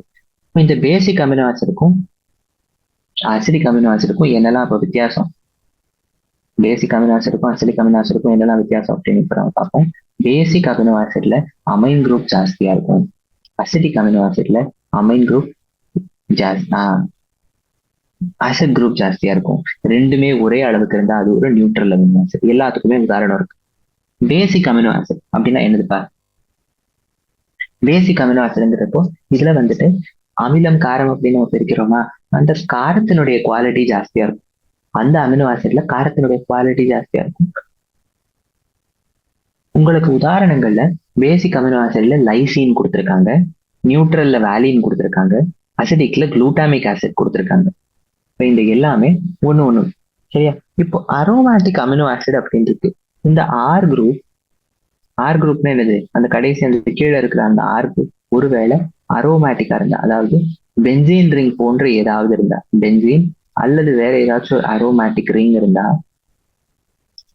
அதை நம்ம என்னன்னு சொல்லுவோம் அப்படின்னா அரோமேட்டிக் அமினோ ஆசிட் அப்படின்னு சொல்லுவோம். என்னன்னு சொல்லுவோம்? அரோமேட்டிக் அமினோ ஆசிட்னு சொல்லுவோம். அதுக்கு உதாரணம் இருக்கு டைரோசின், பினைலலனின், டிரிப்டோஃபான். மறந்துடக்கூடாது, எல்லாமே முக்கியம். பேர் கஷ்டமா இருக்கும் தெரியும், ஆனா எல்லாமே முக்கியம் தான். இன்னொன்னு முக்கியமான விஷயம் ஜுவிட்டர் அயானிக் ஃபார்ம். ஆமா, ஜுவிட்டர் அயானிக் ஃபார்ம். ஜுவிட்டர் அயானிக் ஃபார்ம்ங்கிறது வெவ்வேறு பிஹெச்ல இந்த அமினோ ஆசினுடைய வடிவம் சில வேளையில மாறிடும். எப்படி மாறும்? ரொம்பலாம் மாறாது, ரொம்ப குட்டியா மாறும். என்ன ஆகுதுன்னா ஒரு ஹைட்ரஜன் அங்கிட்டு இருந்து இங்கிட்டு வந்துடும், இல்லைன்னா இங்கிட்டு இருந்து அங்கிட்டு போயிடும், அவ்வளவுதான். வேற வேற பிஹெச்ல அந்த ஹைட்ரஜன் அங்கிட்டு இருந்து இங்கிட்டு இருந்தா அங்கிட்டு போயிடும். எங்கிட்டு இருந்து எங்கிட்டு போகும்னா ஆசிட்ல இருந்து ஹைட்ரஜன் வெளியே போயிடும், அமைன் குரூப்ல ஒரு ஹைட்ரஜன் வந்து சேர்ந்துரும். ஆசிட்ல இருந்து ஒரு ஹைட்ரஜன் வெளியே போய் அமைன்ல ஒரு ஹைட்ரஜன் வந்து சேர்ந்துச்சுன்னா அதுக்கு பேரு ஜுவிட்டர் அயானிக் ஃபார்ம். அதுக்கு பேர் என்னதுப்பா? ஜுவிட்டர் அயானிக் ஃபார்ம். இந்த ஜுவிட்டர் அயானிக் ஃபார்ம்ங்கிறது ஒரு அதுக்கு அது உருவாக்குறதுக்கு ஒரு சரியான பிஹெச் இருக்கு. ஒரு அமினோ ஆசிடும் ஜுவிட்டர் அயானிக் ஃபார்ம்ல இருக்கணும்னா அதுக்குன்னு ஒரு பிஹெச் இருக்கு. அந்த பிஹெச்ல தான் அந்த அமினோ ஆசிட் அந்த ஜுவிட்டர் அயானிக் ஃபார்ம்ல இருக்க முடியும், எல்லா பிஹெச்லயும் இருக்க முடியாது. சரிங்களா? அதுக்கடுத்து என்ன இருக்கு? நம்ம வந்துட்டு வேற வேற பிஹெச்ல அப்ப என்ன நம்ம புரிஞ்சுக்க முடியுது? அமினோ ஆசிடுடைய வடிவம் மாறிடும். ஏன் அப்படி மாறுது? ஏன்னா ஒரு ஆசிட் குரூப் இருக்கு, ஆசிட் குரூப் என்ன செய்யும்? ஹைட்ரஜனை தூக்கி கொடுத்துரும். இதே ஒரு பேசிக் குரூப்பும் இருக்கு, பேசிக் குரூப் என்ன செய்யும்? ஹைட்ரஜனை வாங்கி எடுத்துரும், இல்லையா? அப்ப ரெண்டு விதமான குரூப் இருக்கிறப்போ, ரெண்டு விதமான வெவ்வேறு குவாலிட்டி அல்லது ப்ராப்பர்ட்டி இருக்கிறப்போ இந்த வடிவம் மாறிக்கிட்டே தான் இருக்கும். வேற வேற பிஹெச்ல மாறிக்கிட்டே தான் இருக்கும். அவ்வளவுதான் சொல்ல வராங்க. அதுக்கடுத்து கொழுப்பு. இப்ப நம்ம வந்துட்டு நம்ம அமினோ ஆசிட்ஸ் பத்தி பார்த்துட்டோம். ரெண்டாவது பார்க்க போறது என்னது? லிபிட்ஸை பத்தி பார்ப்போம், இல்லையா? லிபிட்ஸ், நியூக்ளியோடைட்ஸ் பார்த்தா இந்த ஃபர்ஸ்ட் செக்ஷன் முடியும். லிபிட்ஸ் அப்ப எப்படி இருக்கு? நம்ம இப்ப லிபிட்ஸ் பார்த்தோம்னா லிபிட்ஸ்ல வந்துட்டு லிபிட்ஸ் தண்ணியில கரையாது. நீங்க கொழுப்பை தூக்கி நீங்க வந்துட்டு தண்ணியில போட்டீங்கன்னா அது தண்ணியில கரையாது. ரொம்ப முக்கியமான ஒரு ப்ராப்பர்ட்டி கொழுப்பை பத்தி எடுத்தீங்கன்னா இதுதான், தண்ணியில கரையாது.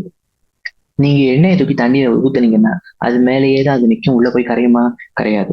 அப்ப தண்ணியில கரையாதுங்கிறது அந்த லிபிட்ஸை பத்தினா முக்கியமான ஒரு பாயிண்டே அது தண்ணியில கரையாதுங்கிற பாயிண்ட் தான். சரிங்களா? அப்ப இது ஒண்ணு இருக்கு. வேற என்ன இருக்கு லிபிட்ஸை பத்தி அப்படின்னா, உங்களுக்கு ஒரு ஆர் குரூப் இருக்கும், ஒரு கார்பாக்சில் குரூப் இருக்கும், ஒரு ஆர் குரூப் இருக்கும். இந்த லிப்பிடுங்கிறது ஃபேட்டி ஆசிட்ஸா இருக்கு. ஃபேட்டி ஆசிடுங்கிறது ஒரு மோனோமர் அப்படின்னு, மோனோமர்னு சொல்ல முடியாது. ஃபேட்டி ஆசிட்னா இது ஒரு மோனோமர்னு வச்சுக்கோங்க. ஃபேட்டி ஆசிட்ங்கிறது ஒரு மோனோமர்னு வச்சுக்கோங்க. இந்த ஃபேட்டி ஆசிட் இன்னும் பல மிச்ச சில காம்பவுண்டுகளோட சேர்றப்போ அது வந்துட்டு பெரிய பெரிய லிப்பிட்ஸ் உருவாக்கலாம். பெரிய லிப்பிட்ஸ்னா என்ன சொல்ல, அதனுடைய வடிவம் மாறும். நான் வந்துட்டு உங்களுக்கு அதை எப்படி இன்னும் கொஞ்ச நேரத்துல காட்டிக்கிட்டேன். அப்போ ஃபேட்டி ஆசிட் தான் எல்லாத்தையும் விட ரொம்ப பேசிக்கான லிப்பிட். ஃபேட்டி ஆசிட்ங்கிறது எல்லாத்தையும் விட ரொம்ப பேசிக்கான லிப்பிட். நீங்க இப்ப வேதியியல்ல நீங்க வந்துட்டு இந்த மாதிரி படிப்பீங்க இல்லையா? இந்த மாதிரி ஒரு வடிவங்கள்லாம் நீங்க படிப்பீங்க இல்லையா? எப்படி படிப்பீங்கன்னா இதெல்லாம் பார்ப்பீங்க இல்லையா? இப்படி இருக்கும் எல்லாமே. இந்த மாதிரி நீங்க வடிவங்கள் பார்த்துருக்கோம். பூரா கார்பன் செயின். இந்த கார்பன் இந்த லிப்பிடுங்கிறது தண்ணியில கரையாதுங்கிறது தான் முக்கியமான விஷயம். தண்ணியில கரையாது கிட்டத்தட்ட எல்லாத்தையுமே நம்ம லிப்பிட் அப்படின்னு சொல்லிக்கிறோம். தண்ணியில கரையாத கிட்டத்தட்ட எல்லாத்தையுமே நம்ம லிப்பிட் அப்படின்னு சொல்லிக்கிறலாம். அப்போ இந்த ஆர் குரூப்னா என்னது? இந்த கார்பாக்சில் குரூப்போட சேர்ந்திருக்கிற இந்த ஆர் குரூப், இந்த மொத்த விஷயத்தையும் நம்ம ஆர் அப்படின்னு சொல்றோம். சரியா? இந்த மொத்த பொருளையும் நம்ம ஆறுன்னு சொல்றோம். இந்த ஆறு எப்படி இருக்கலாம்? ரொம்ப சிம்பிளான ஒரு மிதைலா இருக்கலாம், அல்லது இடைலா இருக்கலாம், அல்லது இன்னும் பல பல பல பல கார்பன்கள் சேர்ந்த ஒரு பெரிய கூட்டா கூட இருக்கலாம், ஒரு பெரிய செயினா கூட இருக்கலாம். உதாரணத்துக்கு பால்மிட்டிக் ஆசிட் அப்படிங்கிற ஃபேட்டி ஆசிட்ல 16 கார்பன் இருக்கு. நம்ம 16ன்னு சொல்றப்போ கார்பாக்சில் கார்பனையும் சேர்த்துருவோம். அப்ப ஆர் குரூப்ல எத்தனை இருக்கும்? 15 தான் இருக்கும். அதோட சேர்ந்து கார்பாக்சில் கார்பன்னா இதுதான் கார்பாக்சில் கார்பன், இதுதான் கார்பாக்சில் கார்பன். அந்த கடைசியில இருக்க சிஓஹெச்ல இருக்க கார்பன் தான் கார்பாக்சில் கார்பன். அந்த கார்பாக்சில் கார்பன்லயும் இருக்கிறத சேர்த்தா 16 வரும். ஆர் குரூப்ல 15 இருக்கும். அராக்கிடோனிக் ஆசிட் எடுத்தோம்னா 20 கார்பன் இருக்கும். இப்போ அதோடைய செயின்ல 19 இருக்கும். சிஓஹெச் 1, அதனால 20 கார்பன் வருது. சரியா? அப்ப இது ஒண்ணு. எத்தனை கார்பன் இருக்குங்கிறத பத்தி நம்ம ஃபர்ஸ்ட் பார்த்துருவோம். எதெல்லாம் பார்க்குறோம் அப்படின்னா, எத்தனை கார்பன் இருக்கு, நம்பர் ஆஃப் கார்பன்ஸ். அதுக்கடுத்து நம்ம என்ன விஷயம் பார்ப்போம் அப்படின்னா, நம்ம அதுக்கடுத்து பார்க்கக்கூடியது சேச்சுரேஷன். சேச்சுரேஷன் பார்ப்போம். சேச்சுரேஷன் பார்ப்போம். அதுக்கடுத்து ட்ரைஎசைல் கிளிசரைட்ஸ் பார்ப்போம். அது இன்னும் கொஞ்ச நேரத்துல வந்துடுறேன். ட்ரைஎசைல் கிளிசரைட்ஸ் கொஞ்ச நேரத்துல வந்துடுறேன். அதுக்கடுத்து கடைசியில நீங்க பார்க்க போறது மெல்டிங் பாயிண்ட் வச்சு பிரிக்கிறது. லிப்பிட்ஸை நீங்க இப்படிதான் படிப்பீங்க. ஃபர்ஸ்ட் எத்தனை கார்பன் இருக்கு, எத்தனை கார்பன் இருக்குங்கிறது நம்ம 2 உதாரணம் பார்த்தோம். பால்மெட்டிக் ஆசிட்ல 16, அப்புறம் வேற என்ன இருக்கு? பால்மெட்டிக் ஆசிட்ல 16, நம்மளுடைய அராக்கிடோனிக் ஆசிட்ல 20 இருக்கு அப்படின்னு பார்த்துட்டோம். சேச்சுரேஷன் என்ன? டபுள் பாண்ட் இருக்கா இல்லையா, டபுள் பாண்ட் இருக்கா இல்லையாங்கிறது தான் சேச்சுரேஷன். டபுள் பாண்டோ ட்ரிபிள் பாண்டோ வந்துச்சுன்னா அது அன்சாச்சுரேட்டட் அப்படின்னு சொல்லுவாங்க. என்ன அர்த்தம்? டபுள் பாண்டோ ட்ரிபிள் பாண்டோ வந்துச்சுன்னா அதுக்கு பேரு அன்சாச்சுரேட்டட். டபுள் பாண்டே இல்லைன்னா, ட்ரிபிள் பாண்டே இல்லைன்னா, ஃபேட்டி ஆசிட்ல ட்ரிபிள் பாண்ட் வராது, டபுள் பாண்ட் தான் வரும். அப்போ டபுள் பாண்டே இல்லைன்னா அதுக்கு பேரு சேச்சுரேட்டட். டபுள் பாண்ட் இருந்தா அதுக்கு பேரு அன்சாச்சுரேட்டட். டபுள் பாண்டே இல்லாட்டி சேச்சுரேட்டட், டபுள் பாண்ட் இருந்தா அன்சாச்சுரேட்டட். அப்ப இந்த இடத்துல நான் இங்க வரைஞ்சு கொடுத்துருக்கிற இது ஒரு சேச்சுரேட்டட் ஃபேட்டி ஆசிட். இந்த இடத்துல ஒரு டபுள் பாண்ட் உருவாக்கிட்டேன்னா அது அன்சாச்சுரேட்டட் ஃபேட்டி ஆசிட். இன்னொரு டபுள் பாண்ட் உருவாக்கினா என்ன ஆகும்? அப்பயும் அன்சாச்சுரேட்டட் ஃபேட்டி ஆசிட் தான். 2 டபுள் பாண்டையும் நீக்கிட்டா அது ஒரு சாச்சுரேட்டட் ஃபேட்டி ஆசிட். அதுக்கு அடுத்து ட்ரைஎசைல் கிளிசரால். ட்ரைஎசைல் கிளிசரால் இங்க பார்ப்போம். இதுதான் கிளிசரால். இங்க போட்டிருக்காங்களா கிளிசரால்னு? இதுதான் கிளிசரால். CH2OH, CHOH, CH2OH. இந்த CCCங்கிற அந்த 3 ஒரு செயின்ல இருக்கும். இந்த OHங்கிறது சைட்ல வந்து சொருகி இருக்கும். இதுதான் இதோடைய வடிவம். பால்மெட்டிக் ஆசிடோடைய வடிவம் பார்த்துக்கோங்க. பால்மெட்டிக் ஆசிட் இந்த மாதிரி இருக்கும். ஒரு CH3 இங்கிட்டு கொடுத்துருக்கான். அப்ப அங்கிட்டு ஒரு கார்பன், நடுவுல CH2வே 14 வாட்டி வந்திருக்கு. இது இங்க ஒரு 14 கார்பன். இப்போ மொத்தமா 15 கார்பன் இப்போதைக்கு வந்திருக்கு. கடைசியில இருக்கிற இந்தையும் சேர்த்துட்டோம்னா, எது COOH சேர்த்துட்டோம்னா இன்னொரு கார்பன் வந்துடும். மொத்தமா எத்தனை கார்பன் இருக்கு? 16 கார்பன் இருக்கு. இப்போ 16 கார்பன் கொண்ட இந்த மாலிகுலுக்கு பேரு தான் பால்மெட்டிக் ஆசிட். இப்போ பால்மெட்டிக் ஆசிட் போன்ற ஒரு ஃபேட்டி ஆசிட் என்ன நடக்கும் அப்படின்னு பார்த்தோம்னா, ஒரு ஃபேட்டி ஆசிட் போய் கிளிசரால்ல சேர்ந்துடும். கிளிசரால்ல என்ன ஆயிரும்? ஃபேட்டி ஆசிட் போய் சேர்ந்துடும். இப்போ இந்த இடத்துல கிளிசராலுடைய வடிவம் இப்படி சி இருக்கு, இன்னொரு சி இருக்கு, இன்னொரு சி இருக்கு. நான் கார்பன் மட்டும் தான் இப்போதைக்கு வரையேன். இந்த இடத்துல இது கிளிசரால், இது வெறுமனே ஒரு கிளிசரால். இந்த இடத்துல இந்த கார்பன்ல இருக்கிற ஒரு OH இருக்குமா? அந்த கார்பனோட OH சேர்ந்திருக்கா? ஹெச் நீங்க விட்டுருங்க, ஹெச் புறத்தையும் விட்டுருங்க. இங்க ஒரு OH இருக்கா? அந்த OH தூக்கி போட்டுட்டு இந்த இடத்துல ஒரு ஃபேட்டி ஆசிட் வந்து உட்கார்ந்தா, அந்த OH தூக்கி போட்டுட்டு இந்த இடத்துல ஒரு ஃபேட்டி ஆசிட் வந்து உட்கார்ந்தா அதுக்கு பேரு மோனோகிளிசரைடு. இன்னொரு OH இருக்கு, இந்த OHையும் தூக்கி போட்டுட்டு இன்னொரு ஃபேட்டி ஆசிட் வந்து உட்கார்ந்தா அதுக்கு பேரு டைகிளிசரைடு. இதையும் தூக்கி போட்டுட்டு இன்னொரு ஃபேட்டி ஆசிட் வந்து உட்கார்ந்தா அதுக்கு பேரு ட்ரைகிளிசரைடு. அவ்வளவுதான். இதுக்கு 3 வெவ்வேறு பேர்கள் இருக்கு. முதல் இருக்கிறதுக்கு பேரு மோனோகிளிசரைடு. மோனோகிளிசரைடுனா என்னப்பா? ஒரு கிளிசரால் ஒரு ஃபேட்டி ஆசிட், ஒரு கிளிசரால் ஒரு ஃபேட்டி ஆசிட், அதுக்கு பேரு தான் மோனோகிளிசரைடு. ஒரு கிளிசரால்ல 2 ஃபேட்டி ஆசிட், அதுக்கு பேரு டைகிளிசரைடு. ஒரு கிளிசரால்ல 3 ஃபேட்டி ஆசிட் வந்து ஒட்டி இருந்துச்சுன்னா ட்ரைகிளிசரைடு. 4 ஃபேட்டி ஆசிட் வந்து உட்கார்ந்தா என்ன அர்த்தம்? 4 ஃபேட்டி ஆசிட் வந்து உட்காரவே முடியாது. ஏன்? ஏன்னா 3 தான் இருக்கு. இந்த இடத்துல பாருங்க, உங்களுக்கு இங்க ரொம்ப தெளிவா கொடுத்துருக்கான். இந்த COOH இருந்த அந்த ஒரு ஹெச்சும் இங்க இருந்த OHும் வெளியே போயிடும். CH2 கிளிசரால்ல இருந்த அந்த OHும் ஃபேட்டி ஆசிட்ல இருக்கிற COOHோட ஹெச்சும் ரெண்டுமே சேர்ந்து வெளியே போய் தண்ணி உருவாக்கிட்டு இந்த இடத்துல இது வந்து எப்படி ஒட்டிக்கிறோம். அப்போ இங்க ஒரு R1 கொண்ட ஒரு ஃபேட்டி ஆசிடும், R2 கொண்ட ஒரு ஃபேட்டி ஆசிடும், R3 கொண்ட ஒரு ஃபேட்டி ஆசிடும் வந்திருக்கு. இந்த மூணு ஃபேட்டி ஆசிடும் சேர்ந்திருக்கப்போ இது நம்ம என்னன்னு சொல்றோம், ட்ரைகிளிசரைடு அப்படிங்கிற பெயர்னால நம்ம இதை வழங்குறோம். சரிங்களா? அதுக்கடுத்து எதை பார்க்க போறோம் அப்படின்னா ஃபேட்ஸ் அண்ட் ஆயில்ஸ். ஃபேட்னா கொழுப்பு, ஆயில்னா எண்ணெய். ரொம்ப சுலபம். மெல்டிங் பாயிண்ட், அதாவது எப்போ ஒரு படிவம், ஏதோ ஒரு பொருள் வந்துட்டு தன்னுடைய திடத்திறன்ல இருந்து திரவத்திறனுக்கு மாறுது அப்படிங்கிறது தான் மெல்டிங் பாயிண்ட். ஒரு திடமான பொருள் எப்ப திரவமா மாறுது அப்படிங்கிறது தான் மெல்டிங் பாயிண்ட் இல்லையா? சாலிட் லிக்விடா மாறுறது, அதுதான் மெல்டிங் பாயிண்ட். எண்ணெயில கம்மியா இருக்கும் அப்படின்னா என்ன அர்த்தம், ரொம்ப சுலபமாவே திரவமா மாறிடும்.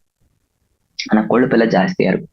அதாவது அதை வந்துட்டு திரவமா மாத்துறதுக்கு நீ இன்னும் வந்துட்டு நீ சூடுபடுத்த, அதுக்கு பேரு தான் திரவமா மாறுறது. அதுதானே, எவ்வளவுதானே. இப்போ மெல்டிங் பாயிண்ட்ங்கிறது எண்ணெயில கம்மியா இருக்கும். அதனாலதான் எண்ணெய் நீ பார்த்தனா குளிர்காலத்துல கூட எண்ணெய் வந்துட்டு திரவமா தான் இருக்கும்.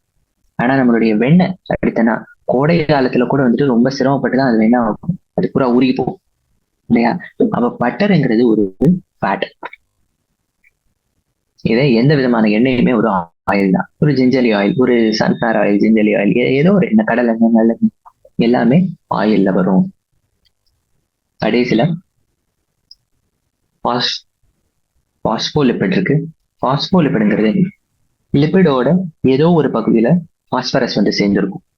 லிபிடோட ஏதோ ஒரு பகுதியில பாஸ்பரஸ் வந்து சேர்ந்திருக்கும். உதாரணம் உங்களுக்கு லெசித்தின் இருக்கு. லெசித்தின் எங்க இருக்கும் அப்படின்னா செல் மெம்பரேன்ல இருக்கும். சில வேளையில நர்வ்ஸ்ல இருக்கிற லிபிடும் வந்துட்டு ரொம்ப முக்கியமான பாஸ்போலிபிட்ஸா இருக்கும். சரிங்களா? அவ்வளவுதான். அதுக்கடுத்து இப்ப நம்ம நைட்ரஜன் பேசஸ் பத்தி பார்க்க போறோம். நைட்ரஜன் பேசஸ் 5 விதமான நைட்ரஜன் பேசஸ் நீங்க படிப்பீங்க biomolecules. Adenine, guanine, cytosine, uracil, thymine அப்படின்னு. இப்போ இதுக்கு நைட்ரஜன் பேஸ் என்னெல்லாம் இருக்கு? Adenine, guanine, cytosine, uracil, thymine, AgCUT. சரியா? இப்போ இந்த நைட்ரஜன் பேஸோட உங்களுக்கு வந்துட்டு நைட்ரஜன் பேஸோட எதுவும் சேர்ந்துருச்சு அப்படின்னா ஒரு சுகரும் சேர்ந்துருச்சு அப்படின்னா அதை நீங்க நியூக்ளியோசைடுன்னு சொல்லுவீங்க. இந்த நைட்ரஜன் பேஸோட சுகரும் சேர்ந்துருச்சு, அதோட என்ன சேர்ந்துருச்சுன்னா ஒரு பாஸ்பேட் சேர்ந்துருச்சு அப்படின்னா அந்த நேரத்துல அதை நீங்க என்னன்னு சொல்லணும், நியூக்ளியோடைடுன்னு சொல்லுவீங்க. இப்போ 3 விதமான பேர் இருக்கு. முதல் பேர் என்னது? Nitrogen base. 2வது நியூக்ளியோடைடு. 3வது நியூக்ளியோசைடு. அதாவது நியூக்ளியோசைடுங்கிறது நைட்ரஜன் பேஸும் சுகரும் மட்டும் சேர்ந்தா நியூக்ளியோசைடுன்னு சொல்லுவாங்க. நைட்ரஜன் பேஸும் சுகரும் சேர்த்து இருக்கிற அந்த நியூக்ளியோசைட்ல தூக்கிட்டு கொண்டு போய் நீ ஒரு பாஸ்பேட்டையும் சேர்த்து விட்டேன்னா அதுக்கு பேரு நியூக்ளியோடைடு அப்படின்னு நம்ம சொல்லுவோம். சரிங்களா? அப்ப என்னெல்லாம் இருக்கு நமக்கு? நியூக்ளியோசைட்ஸ் என்னெல்லாம் இருக்கு? அடினைன் அப்படிங்கிறதோட ஏதோ ஒரு சுகர் சேர்த்தேன்னா அடினோசின், குவானினோட ஒரு சுகர் சேர்த்தா குவானோசின், தைமினோட சுகர் சேர்த்தா தைமிடின், யுராசிலோட சுகர் சேர்த்தா யூரிடின், சைட்டோசினோட சுகர் சேர்த்தா சைட்டிடின். இது எல்லாமே நியூக்ளியோசைடு. ஏன்னா ஒரு நைட்ரஜன் பேஸோட வெறும் சுகர் மட்டும்தான் இருக்கும். ஆனா இந்த அடினோசின்ங்கிற நியூக்ளியோசைடோட நம்ம பாஸ்பேட்டும் சேர்த்தோம்னா அடினிலிக் ஆசிட் ஆயிடும். அடினிலிக் ஆசிடுங்கிறது ஒரு நியூக்ளியோடைடு. அடினிலிக் ஆசிட் ஆயிடும், தைமிடிலிக் ஆசிட் ஆயிரும், குவானிலிக் ஆசிட் ஆயிரும், யூரடிலிக் ஆசிட், சைட்டடிலிக் ஆசிட் அப்படிங்கிற நியூக்ளியோடைட்ஸ் ஆயிரும். இப்போ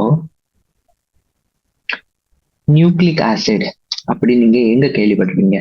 DNA, RNA. நியூக்ளிக் ஆசிட்ங்கிறது DNA, RNA. இந்த DNA, RNAக்குள்ள இருக்கிற இந்த நியூக்ளிக் ஆசிட் இருக்கு இல்லையா, இந்த நியூக்ளிக் ஆசிட் எல்லாமே எதனால உருவானது அப்படின்னா நம்மளுடைய இந்த DNA, RNA அப்படிங்கிற இந்த நியூக்ளிக் ஆசிட் இருக்கு. இந்த நியூக்ளிக் ஆசிட் எல்லாமே பாலிமர் அப்படின்னு எடுத்துக்கிட்டோம்னா இதோட மோனோமர்ஸ் தான் நியூக்ளியோடைட்ஸ். ஒரு முக்கியமான வரி இந்த இடத்துல நான் எழுத போறேன். Nucleotides are the monomers of nucleic acids. Nucleic ஆசிடுடைய மோனோமர் எது? நியூக்ளியோடைடு தான். நியூக்ளியோடைடு தான். அப்போ நியூக்ளிக் ஆசிடுங்கிறது என்னது? அது ஒரு பாலிமர். நியூக்ளியோடைடுங்கிறது தான் மோனோமர், மறந்துடக்கூடாது. சரிங்களா? அதுக்கடுத்து இப்போ DNA, RNAங்கிறது எல்லாமே வந்துட்டு வெறும் நியூக்ளியோடைடு மட்டும்தான் இருக்கும். இந்த DNA, RNAங்கிறது ஜெனட்டிக் மெட்டீரியல், அதை நம்ம அப்புறம் பார்ப்போம். அது இப்போதைக்கு தேவையில்லை. இந்த வடிவம் ரொம்ப முக்கியம். கொலஸ்ட்ராலுடைய வடிவம் ரொம்ப முக்கியம். இப்படி ஒரு டயக்ராம் கொடுத்துட்டு இது என்னன்னு கேட்பான். கொலஸ்ட்ராலுங்கிறது ஒரு லிப்பிடு தானே, இந்த கொலஸ்ட்ராலுடைய வடிவம் முக்கியம். லெசித்தின் அப்படின்னு நான் சொன்ன இந்த பாஸ்போலிபிட் முக்கியம். இந்த இடத்துல ஒரு பாஸ்பரஸ் இருக்கும். இந்த கீழே இருக்கிற அந்த கார்பன்ல ஒரு பாஸ்பரஸ் அட்டாச் ஆயிருக்கக்கூடிய ஒரு ஃபேட்டி ஆசிட் இருக்கு, அது பாஸ்போலிபிட், அது ஒரு லெசித்தின். சரிங்களா? அதுக்கு அடுத்து நைட்ரஜன் பேசஸ்க்கே திருப்பி வருவோம். அடினைனுடைய வடிவம் இதுதான். இந்த அடினைன்ல இந்த அடினைனை தூக்கி இப்ப இந்த அடினைன் வந்துட்டு புல் வடிவம் கொடுக்கல, சின்ன கொடுத்துருக்கான். இந்த அடினைன்ல ஒரு ரைபோஸ் சுகர் சேர்க்கலாம். இப்படி 5 கார்பன் கொண்ட இந்த சுகருக்கு பேரு தான் ரைபோஸ் சுகர். 5 கார்பன் இங்க எல்லாம் இருக்கு, இங்க ஒரு கார்பன் இருக்கு, இந்த 4 புள்ளிலையும் ஒரு கார்பன் இருக்கு, இந்த இடத்துல ஒரு கார்பனும் 4 புள்ளிலையும் ஒரு கார்பனும் இருக்கு. இதுக்கு பேரு ரைபோஸ் சுகர். இந்த ரைபோஸ் சுகரோட சேர்த்து அடினைனை நம்ம சேர்த்து கொடுக்கணும். அதுக்கு பேரு அடினோசின். அதுக்கு பேரு அடினோசின். இப்ப ஒரு பாஸ்பேட் குரூப்பையும் சேர்த்து விடுறப்போ அதுக்கு பேரு அடினெலிக் ஆசிட். அடினெலிக் ஆசிட்ங்கிறது நியூக்ளியோடைடு கொடுத்திருக்கானா, இது நியூக்ளியோசைடு கொடுத்திருக்கானா, இது நைட்ரஜன் பேஸ். குழப்பாம இருக்கணும். அடினைனுக்கு adenine, adenosine, adenylic acid. Guanine, guanosine, guanylic acid. Cytosine, cytidine, cytidylic acid. Uracil, uridylic acid. Sorry, uracil, uridine, uridylic acid. Thymine, thymidine, thymidylic acid. ரொம்ப முக்கியமான ஒரு விஷயம் நான் சொல்லிடுறேன் இந்த இடத்துலயே. டிஎன்ஏல அடினைனும் குவானினும் சைட்டோசினும் டிஎன்ஏல இருக்கும், ஆர்என்ஏல இருக்கும். தைமீனுங்கிறது வெறும் டிஎன்ஏல மட்டும்தான் இருக்கும். யுராசிலுங்கிறது வெறும் ஆர்என்ஏல மட்டும்தான் இருக்கும். தைமின் ஆர்என்ஏல இருக்காது, யுராசில் டிஎன்ஏல இருக்காது. ரொம்ப முக்கியம். சரியா? இந்த விஷயத்தை மட்டும் மறந்துடக்கூடாது. தைமின் எங்க இருக்காது? டிஎன்ஏல. தைமின் ஆர்என்ஏல இருக்காது, டிஎன்ஏல மட்டும்தான் இருக்கும். யுராசில் டிஎன்ஏல இருக்காது, ஆர்என்ஏல மட்டும்தான் இருக்கும்.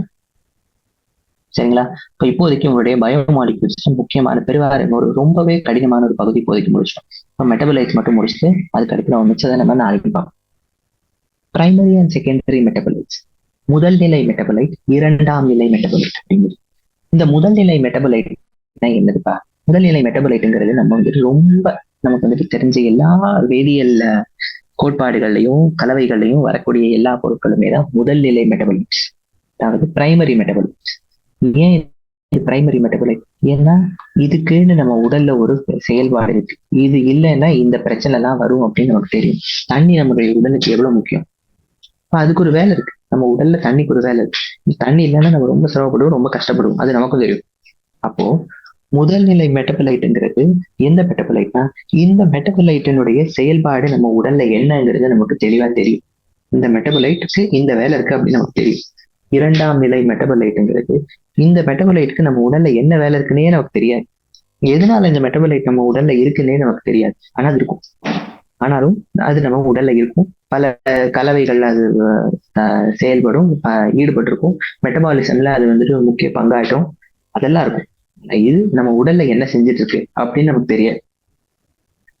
அதுக்கு பேருதான் செகண்டரி மெட்டபலைட்ஸ். சரிங்களா? அப்போ என்னெல்லாம் இருக்கு?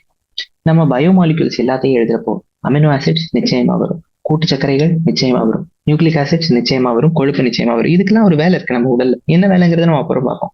ஆனா இப்ப இதனாலதான் இந்த எல்லாத்தையுமே வந்துட்டு மெட்டபலைட்ஸ் அப்படின்னு சொல்றோம். ஆனா அனிமல் டிஷ்யூஸ்ல நம்ம பார்த்தோம்னா இந்த மாதிரி காம்பவுண்ட் வந்துட்டு எல்லா காம்பவுண்டையும் எழுதிருப்போம். அந்த ஃபர்ஸ்ட் நம்ம போட்டோம் இல்லையா ஒரு list, carbon, hydrogen, oxygen, nitrogen, அதெல்லாமே பிரைமரி மெட்டபலைட்ஸ்னு கூட சொல்லலாம். ஆனா இந்த பிரைமரி மெட்டபலைட்ஸையும் தாண்டி முதல் நிலை மெட்டபலைட்ஸ் எல்லாத்தையும் தவிர்த்து இரண்டாம் நிலை மெட்டபலைட்ஸ்ல இருக்கு. இந்த இரண்டாம் நிலை மெட்டபலைட்ஸ் என்னவா இருக்கலாம் அப்படின்னா, ஆல்கலாய்ட்ஸா இருக்கலாம், ஃபிளேவனாய்ட்ஸா இருக்கலாம், ட்ரக்ஸா இருக்கலாம், லெக்டின்ஸா இருக்கலாம், ரப்பரா இருக்கலாம், ஆயில்ஸா இருக்கலாம், பிக்மெண்ட்ஸா இருக்கலாம், கம் ஸ்பைசஸா இருக்கலாம், பாலிமர்ஸா இருக்கலாம், டெர்பினாய்ட்ஸா இருக்கலாம், டாக்ஸின்ஸா இருக்கலாம், லெக்டின்ஸா இருக்கலாம். அப்ப இது எல்லாமே என்ன செய்யுது நம்ம உடம்புல? நம்ம உடம்புல மெலனின் அப்படின்னு ஒரு பிக்மெண்ட் இருக்கு. பிக்மெண்ட்னா என்னது? நிறத்தை உருவாக்கக்கூடிய நிறம் கொண்ட ஏதோ ஒரு பொருள்னு வச்சுக்கோம். அந்த நிறம் கொண்ட பொருளுக்கு நம்ம உடல்ல என்ன வேலை? அது நம்ம உடம்புக்கு ஓகே கலர் தருது. கலர் தந்து என்ன ஆகுது நம்ம உடம்புக்கு? எதுவும் ஆகுதா? எதுவும் இதுக்கு வந்துட்டு ரொம்ப முக்கியமான ஏதாச்சும் வேலை இருக்கா அப்படின்னா இல்ல. இதனால வரக்கூடிய வேற ஏதோ ஒரு பொருள் வேணா வந்துட்டு அதுக்கு வேணா டைரக்டா ஒரு லிங்க் இருக்கலாம் அப்படின்னு பார்த்தாலும் இதனுடைய தற்போதைக்கு இந்த இரண்டாம் நிலை மெட்டபலைட்ஸுடைய வேலைப்பாடு, செயல்பாடு எதுவுமே நமக்கு தெளிவா இன்னும் புரியலைங்கிறது தான் செகண்டரி மெட்டபலைட்ஸ். இரண்டாம் நிலை மெட்டபலைட்ஸுடைய எந்த ஒரு வேலையும் எந்த ஒரு பயன்பாடும் நமக்கு இப்போதைக்கு சரியா தெரியாது. அப்படிங்கிறது தான் உண்மை. ஆனா முதல் நிலை மெட்டபலைட்ஸ்ங்கிறது எவ்வளவு முக்கியங்கிறது எல்லாருக்கும் தெரியும். இரண்டாம் நிலை மெட்டபலைட்ஸ் பத்தி அந்த அளவுக்கு யாருக்கும் ஒரு ஐடியா இல்லை அப்படின்னு நம்ம சொல்லிக்கலாம். சரிங்களா? இரண்டாம் நிலை மெட்டபலைட்ஸ் பத்தி அந்த அளவுக்கு யாரும் ஒரு ஐடியா இல்லை, அதுதான் சொல்ல போனா உண்மை. சரியா? அப்ப இங்க இரண்டாம் நிலை மெட்டபலைட்ஸ்ல அப்ப என்ன வருது அப்படின்னா, முதல் பிக்மெண்ட் வருது, ஆல்கலாய்ட்ஸ் வருது, எசென்சியல் ஆயில்ஸ் இருக்கும், டர்பீனாய்ட்ஸ் இருக்கும், டாக்ஸின்ஸ் இருக்கும், லெக்டின்ஸ் இருக்கும், ட்ரக், பலவிதமான ட்ரக்ஸ் நம்ம உடம்புலயே வரும் அதெல்லாம் இருக்கும், அப்புறம் பாலிமரிக் சப்ஸ்டன்சஸ் இருக்கும். இது எல்லாத்துக்கும் உதாரணம் உங்க புக்ல இந்த டேபிள்ல கொடுத்துருக்கான். இந்த டேபிளை மட்டும் விட்டுட்டு போயிடாது. பரீட்சையில இந்த டேபிள் வர்றதுக்கு நிறைய வாய்ப்பு இருக்கு. நிறைய சும்மாலாம் சொல்லல, நிறைய வாய்ப்பு இருக்கு இந்த டேபிள் வந்துட்டு உங்க பரீட்சையில வருது. அப்ப என்னெல்லாம் வருது, இந்த மெட்டபலைட்ஸ்ல என்னெல்லாம் இருக்கு? முதல் எடுத்தோம்னா பிக்மெண்ட் இருக்கு, ஆல்கலாய்டு இருக்கு. ஆல்கலாய்டுங்கிறது அது ஒரு தனிவிதமான ஒரு காம்பவுண்டுடைய குழுப்பா, சரியா? அது வந்துட்டு பெரும்பாலும் நீங்க வந்துட்டு தாவரத்துல தான் பார்க்க முடியும். இந்த நம்ம எடுத்துக்கிற இந்த மார்பின் அப்படிங்கிற அந்த ட்ரக்கா இருக்கட்டும், எல்லாமே போதை பொருட்கள் சிலது இருக்கு இல்லையா, அதெல்லாம் வந்துட்டு தாவரத்துல இருந்து வரும். ஆனா எதனால வருது அப்படிங்கிறது நமக்கு தெரியாது. அந்த தாவரத்தினுடைய உடலுக்கு அந்த மார்பின் வச்சுக்கிட்டு ஒண்ணும் பண்ண போறது இல்லை. இப்போ கஞ்சா வந்துட்டு ஒரு தாவரத்துல இருந்தா வருது. ஆனா அந்த கஞ்சா வந்து தாவரம் எதுக்காச்சும் பயன்படுத்துமா அப்படின்னா பயன்படுத்தாது. அந்த தாவரத்தினுடைய உடல்ல அதுக்கு எந்த வேலைப்பாடும் கிடையாது. அதுக்கு பேர் தான் இரண்டாம் நிலை மெட்டபலைட், இல்லையா? அது வந்து இதெல்லாமே அதுக்குள்ள வரும். அதே மாதிரி எசென்சியல் ஆயில்ஸ், நம்ம எண்ணெய் எடுக்கிறோம். எண்ணெய் வந்துட்டு செக்கில் இழுத்தி நம்ம எடுக்கிறோம். அது வந்துட்டு எள்ளெண்ணெயா இருக்கலாம், நல்லெண்ணெயா இருக்கலாம். இதெல்லாம் இழுக்கிறப்போ அந்த எண்ணெய் செடிக்கு, இல்லைன்னா அந்த சூரியகாந்தி செடிக்கு, ஏதோ ஒரு செடிக்கு, அந்த தேங்காய் மரத்துக்கு, தென்னை மரத்துக்கு, இதுக்கெல்லாம் வந்துட்டு அந்த எண்ணெய் எதுனாலையாச்சும் பயன்பட போதா அப்படின்னா கிடையாது. அந்த எண்ணெயினுடைய பயன்பாடு அந்த உயிரினத்தினுடைய உடல்ல இல்லை அப்படிங்கிறப்போ அது பிரைமரி மெட்டபலைட் ஆக முடியாது. அதுதான் இங்க சொல்ல வராங்க. பிரைமரி மெட்டபலைட்ஸ்க்கு தெளிவா நம்ம பார்க்கக்கூடிய மாதிரி வேலைப்பாடுகள் இருக்கும். ஒரு சாதாரணமான ஒரு உடல் வந்துட்டு செயல்படுறதுக்கு, ஒரு ரொம்ப சீரா செயல்படுறதுக்கு பிரைமரி மெட்டபலைட்ஸுடைய பங்களிப்பு ஏராளமா இருக்கு. ஆனா செகண்டரி மெட்டபலைட்ஸ் அந்த உடல்ல என்ன செய்யுதுங்கிறதே நமக்கு தெரியாது, இன்னும் நமக்கு புரிஞ்சதே இல்லை. அதனாலதான் அதை தூக்கி நம்ம செகண்டரி மெட்டபலைட்ஸ்ல வச்சிருக்கோம். சரிங்களா? இப்ப இங்க உங்களுக்கு உதாரணம் கொடுத்துருக்கான். பிரைமரி மெட்டபலைட்ஸ்ல எந்த உதாரணமும் கொடுக்க தேவையில்லை, ஏன்னா கிட்டத்தட்ட எல்லாமே முக்கியம்தான். இப்படி எழுத ஆரம்பிச்சா ஆயிரக்கணக்கில் வந்துகிட்டே இருக்கு. செகண்டரி மெட்டபலைட்ஸ் சிலது இருக்கு, என்னெல்லாம் இருக்கு அப்படின்னு மட்டும் நீங்க பாத்துக்கோங்க. லெக்டின்ஸ்க்கு உதாரணம் கான்கனவலின் ஏ, டாக்ஸின்ஸ்க்கு உதாரணம் அப்ரின் ரைசின், ட்ரக்ஸுக்கு கியூமின், பென்பிளாஸ்டின், அதே மாதிரி பாலிமர்ஸ்க்கு ரப்பர், கம், செல்லுலோஸ், இதெல்லாம். இப்போ கம்மும் ரப்பர் வந்துட்டு அந்த ரப்பர் மரத்துக்கு ரப்பர் எதுக்கு? அது பாட்டுக்கு ரப்பர் பாலா வழியுது. ஆனா அதை வச்சு அந்த ரப்பர் மரம் ஏதாவது செய்யப்படுறது இல்லை. இதுதான் சொல்ல வரேன். அந்த ரப்பர் மரத்துக்கு இதனால எந்த பயன்பாடும் இல்லை. அந்த மாதிரி எல்லா பொருட்களும், எல்லா தாவரமுமே, எல்லா உயிரினமுமே, எல்லா கிருமியுமே அப்படின்னு இருக்கிறப்போ, நுண்ணுயிருமே, எல்லாத்துக்குமே வந்துட்டு இந்த உடல்ல இருந்து இதெல்லாம் உருவாகுதுதான். ஆனா அதுக்கு எந்த வேலையும் கிடையாது. டர்பினாய்டு அப்படிங்கிற பேர் இது கொடுத்துருக்காங்கன்னா அதனுடைய வடிவம் டர்பின் வடிவம் இருக்கும். டர்பின்ங்கிறது அது ஒரு கெமிக்கல். அது அதனுடைய வடிவம் இருக்கிறதுனாலதான் டர்பினாய்டுன்னு சொல்றாங்க. மோனோ டர்பின், டைடர்பின், எசென்சியல்ல எந்த விட எண்ணெயாக கூட இருக்கு. எல்லாமே வந்துட்டு உங்களுக்கு செகண்டரி மெட்டபலைட் தான்.